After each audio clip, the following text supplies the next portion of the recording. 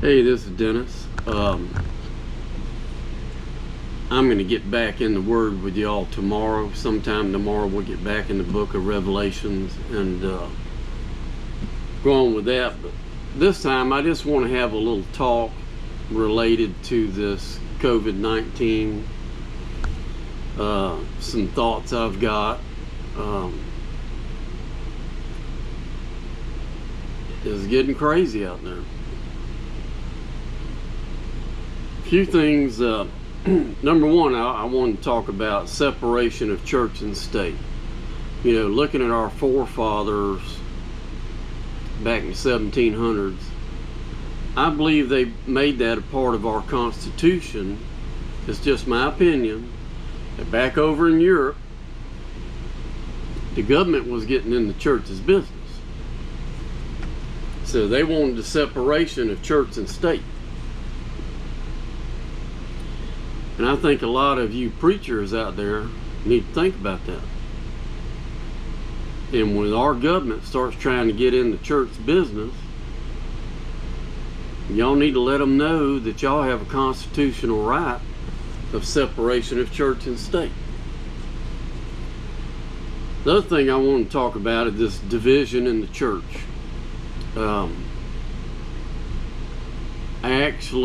Violet was telling me about this one pastor that's thinking about resigning because half of the church wants to just shut it down and half of the church wants to keep going.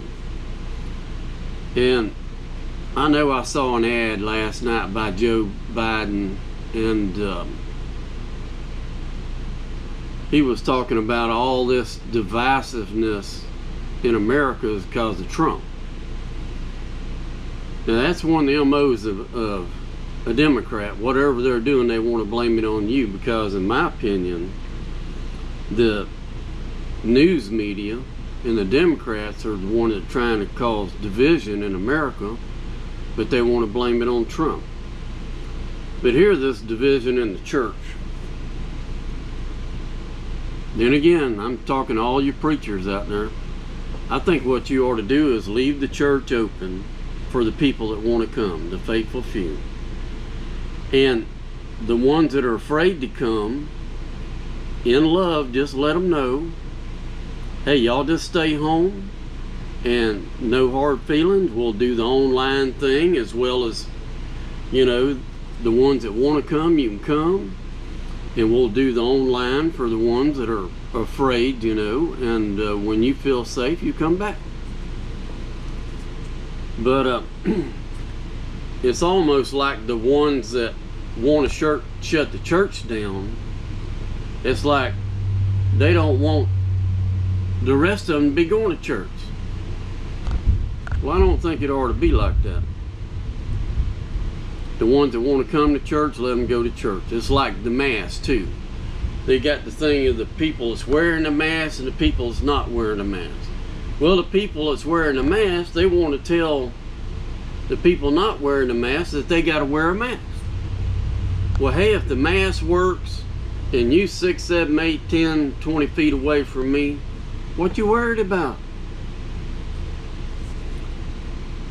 Another thing I'd like to say to the preachers out there, I read in the Bible it talks about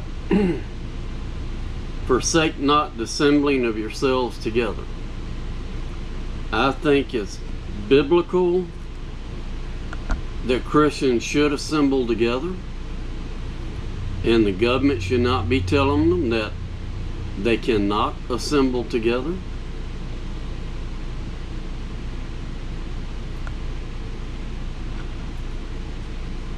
I know the church I was going to, they shut down for 2.5 months. I wish they had not have shut down. I would have kept going. I'm not afraid of a virus. I'm not afraid of dying, because I'm a Christian and I know when I die I'm going to heaven. And I read another place in the Bible that talked about true Christians loved not their life to the death. They weren't afraid to die. I'm not judging anybody's salvation, but if you're a true Christian, you need to get over fear. the Bible repeatedly says, do not fear. Do not fear. Do not worry. Trust in me. I read in the Bible where God knows every hair on our head. We got an appointed time to be with the Lord. Now all this stuff with the mask is is getting crazy. Personally, I've been resisting it.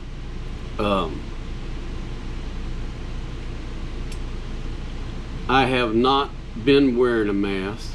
Now, the one time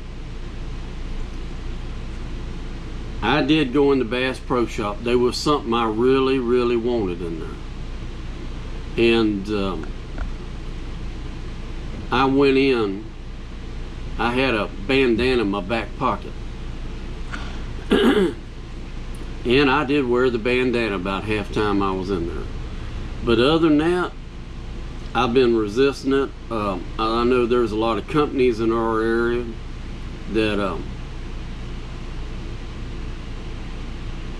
are requiring masks now, like Walmart and Lowe's and Home Depot and other places. And what me and my wife been doing, we've been boycotting them.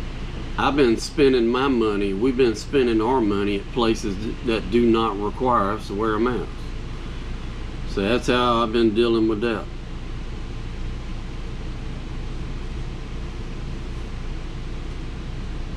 One thing I wanted to talk about too yesterday, actually it was 4 or 5 days ago, I got to thinking about it.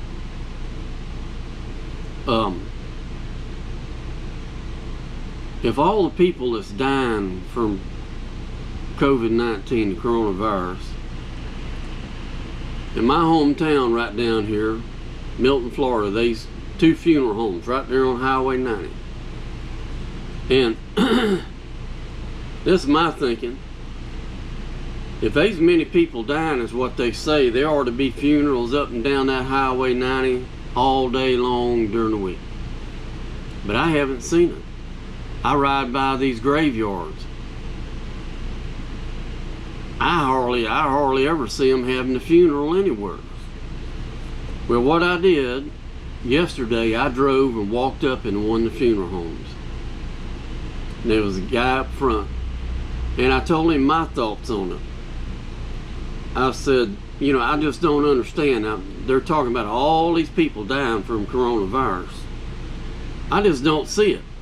I said, you ought to be up and down the highway with that hearse hauling people to the graveyards.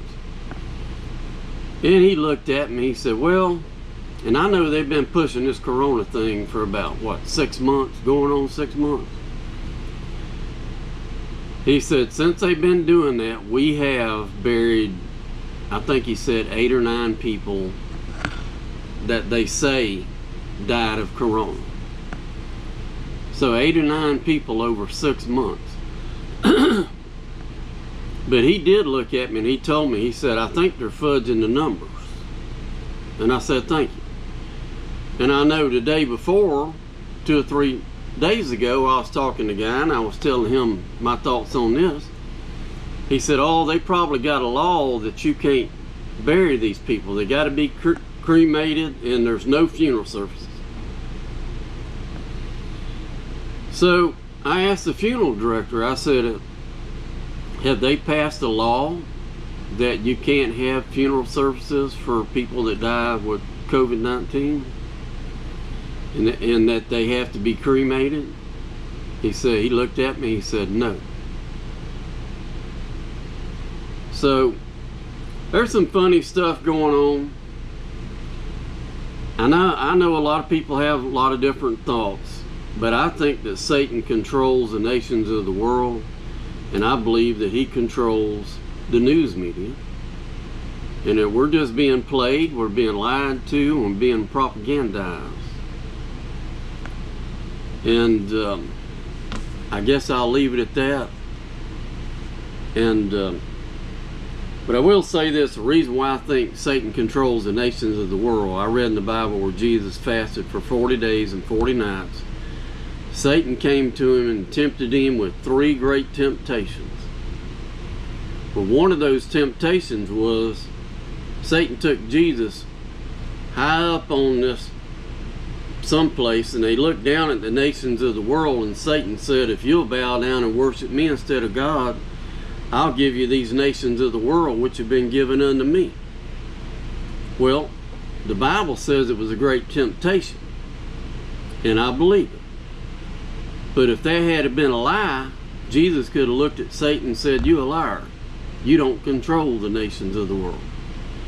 And I think Donald Trump was a fluke. It caught him off guard. And the devil ain't been happy ever since. And he's got his minions just raising havoc every which way they can. All right, well, God bless y'all. I just wanted to have a little rant and give some of my thoughts on this stuff. And with the Lord's help, tomorrow we'll get back in the book of Revelation. All right, God bless you.